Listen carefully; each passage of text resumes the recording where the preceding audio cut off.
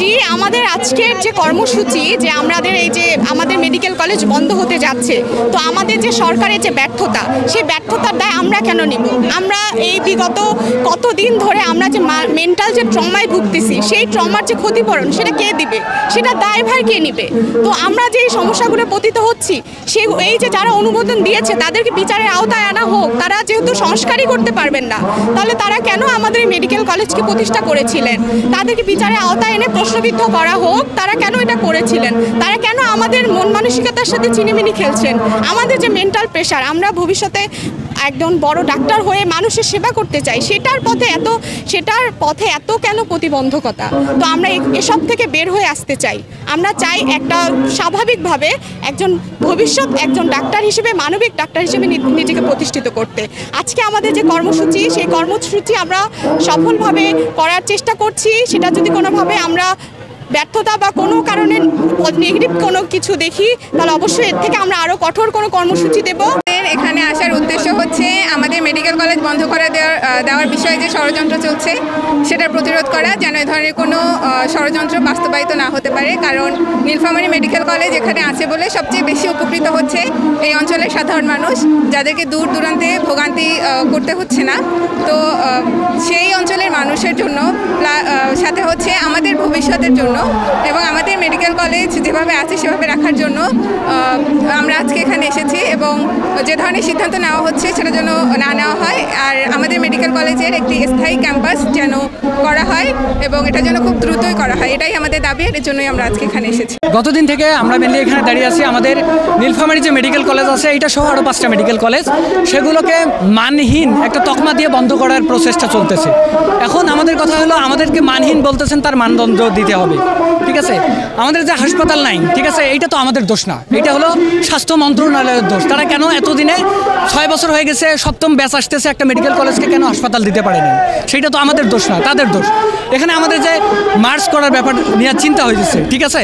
তো আমরা এইখানে আছি, এই এলাকার সাথে পরিচিত, যেখানে এখানে নীলফামারীর মানুষের, শুধু নীলফামারী না, পাশাপাশি বিভিন্ন যে উপজেলা আছে, ঠাকুরগাঁ আছে, তারপর আছে এইদিকে দিনাজপুরে একটা মেডিকেল কলেজ আছে, কিন্তু আশেপাশে ডোমার আছে। এই যে জায়গাগুলো, ডোমার, ডিমলা, ঠাকুরগাঁ, ঠিক আছে, পঞ্চগড়, এই যে মানুষগুলার চিকিৎসা ব্যবস্থা একটা মেডিকেল কলেজের সাথে জড়িত। আপনারা যদি সেইটাকে মার্চ করে দেন, তাহলে এই মানুষগুলোর কি হবে?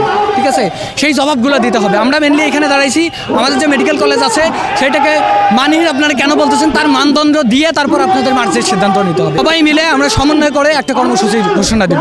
এর মধ্যে আমরা পরবর্তীতে আমাদের দাবি যদি মেনে না হয়, তাহলে আমরা আকাশপথ, জলপথ আছে, এই পথগুলো যেগুলো আছে সবগুলোকে বন্ধ করে দেবো। আমরা স্থলপথ সহ সব পথ বন্ধ করে দেবো। আপনারা জানেন আমাদের হবিগঞ্জের প্রাণের দাবি প্রায় শেষ পর্যায়ে এমন অবস্থায় বর্তমান সরকারের স্বাস্থ্য পদ্ধতি আমরা তাদের এই কর্মকাণ্ডকে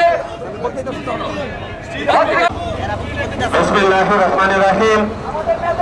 সম্মানিত নাগরিক,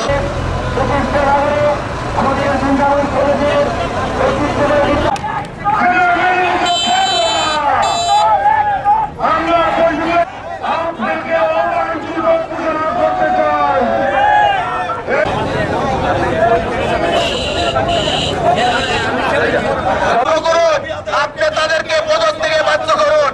আপনি যদি তাদেরকে পদক থেকে ভাবে, আমরা তার অবতার, তাকে আমরা অবশ্যই পদক থেকে বাধ্য করবো।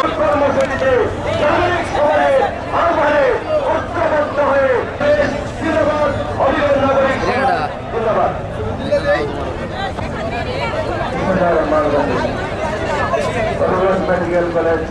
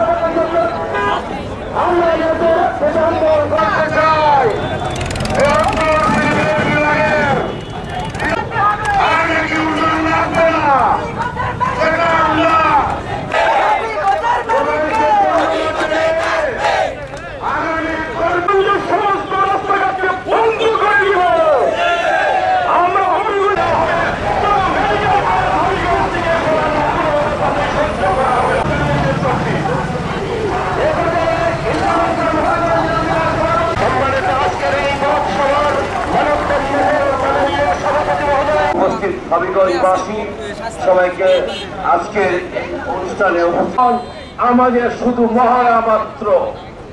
সরকারকে হুঁশিয়ার Hey!